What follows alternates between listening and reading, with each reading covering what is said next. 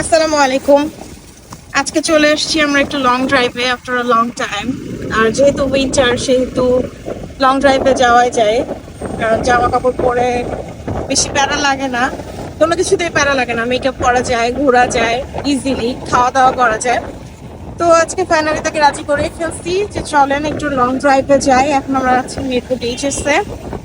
এদিকটা আমাদের জন্য মানে আমাদের খুবই পছন্দের একটা জায়গা। আর এখন তো মিরপুর খুব একটা হাইপড প্লেস। আগে তো মিরপুরবাসীকে মানুষ অনেক আমরা হচ্ছে আন্ডারস্টিমেট করছি বা করছি, বাট এখন হচ্ছে মিরপুর একটা মোস্ট হাইপড প্লেস।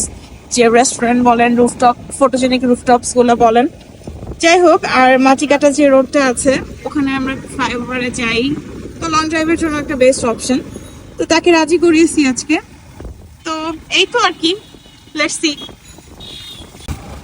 এই তো ফাইনালি মাই মোস্ট ফেভারিট ফ্লাইওভারে উঠে পড়েছি। আমার কেন জানি ফ্লাইওভারে উঠাটা একটা নেশার মতো। আমার খুবই মজা লাগে, খুবই ভালো লাগে।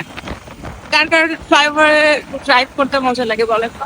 আর বাইকে হলে তো কথাই নেই। আসলে গাড়িতে লং ড্রাইভে মনে হয় না খুব একটা মজা। গরমকালের জন্য মজা আছে, বাট হচ্ছে শীতকালে যে ড্রাইভ করবে তার জন্য একটু কষ্ট।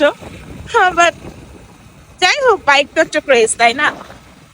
ওকে, দেখা যাক কতদূর যাচ্ছি আমরা। Where is our last stoppage. সাথে থাকেন। এই যে জামাই নামক প্রাণীটা যদি আপনার বেস্ট ফ্রেন্ড হয় তাহলে সুবিধা কি বলেন তো? এই যে লেট নাইটে হচ্ছে লং ড্রাইভে বের হওয়া যায়। এখন কয়টা বাজে? আর ঘড়িটা কেন চলছে না? যাই হোক, এখন অলমোস্ট 10টার মতো বাজে।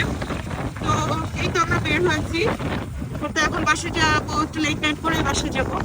তো যেহেতু লোকটা আমার ফ্রেন্ড, বেস্ট ফ্রেন্ড, তো আমার সবকিছু সব আবদারি সে পূরণ করে, আলহামদুলিল্লাহ।